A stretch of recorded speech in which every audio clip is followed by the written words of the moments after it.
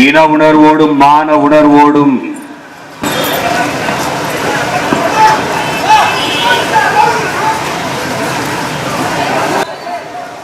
தன்மானமிக்க தமிழ் மக்கள்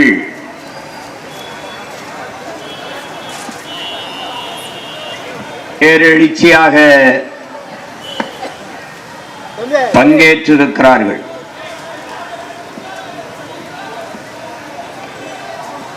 என்னுடைய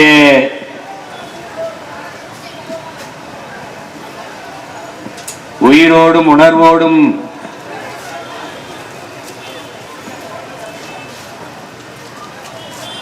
கலந்து வாழுகின்ற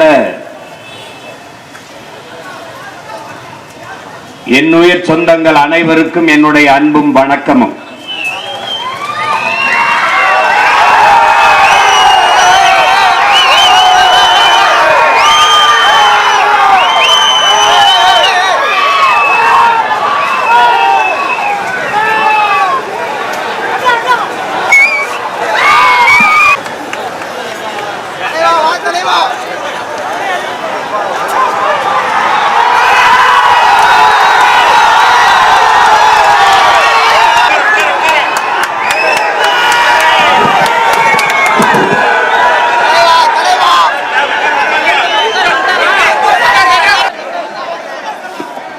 சலசலப்பிற்கும்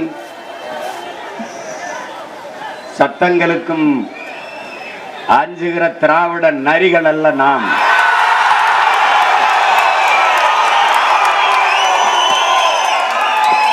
வீர தமிழ் புலிகள், அதிலும் விடுதலை புலிகள் என்பதை வந்த உடனே கடற்கரையை பூரா எடுத்து கடற்கரையாகுண்டா. இப்பதான் பல பேர் அழைச்சி, அண்ணா அந்த கான்ட்ராக்டை மட்டும் என்ன கொடுத்துருங்கண்ணா. ஐயோ இவங்கெல்லாம் பெரிய வெங்காயங்க, ஒரு 6 அடியெல்லாம் படுக்க மாட்டாப்புல, 2 ஏக்கர்ல தான் படுப்பாங்க. உள்ள உள்ள படுத்து உருளாங்க பொருள். அப்படியே உருளு கடற்கரையில் ராத்திரியாலும் வந்துருச்சு, அப்படியே வாக்கிங் போவாங்க பொழுது.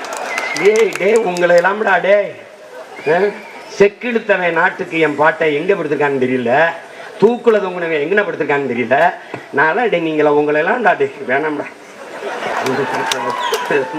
இப்ப ரொம்ப கோவம் வருது போலாம். அவன் சிக்கிருந்தான்னு வச்சுக்க செத்தா நான் ஜெயிலுக்கு. என்னது என்னது டேய் என்ன தெரியுமா? பணங்காட்டு நரி சலசலப்புக்கு அஞ்சாது, திராவிடர்களின் பொன்மொழி. அவனுக்கு தெரியாது பணங்காரே நம்ம தான், அவனுக்கு தெரியாது. 2வது அவன் பணங்காட்டு நரி, நம்ம வன்னிக்காட்டு புலி. அவனுக்கு தெரியாது நம்ம யாருன்னு.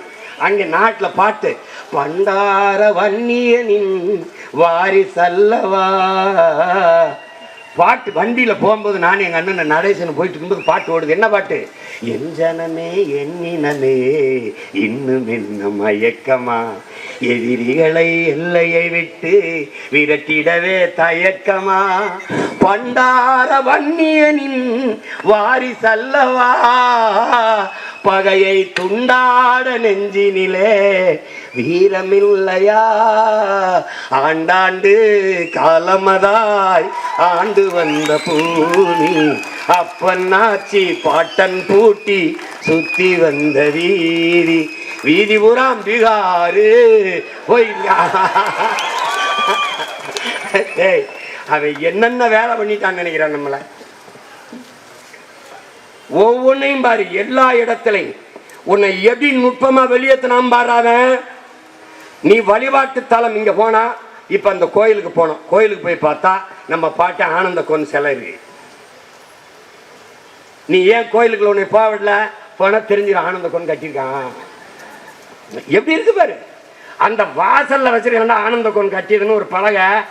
அதுக்கப்புறம் யுனெஸ்கோக்கு சொல்றா மராட்டிய மன்னனின் இது படைத்தலம்னு. இதெல்லாம் கொழுப்பு தானடா, இதெல்லாம் கொழுப்பு தானே.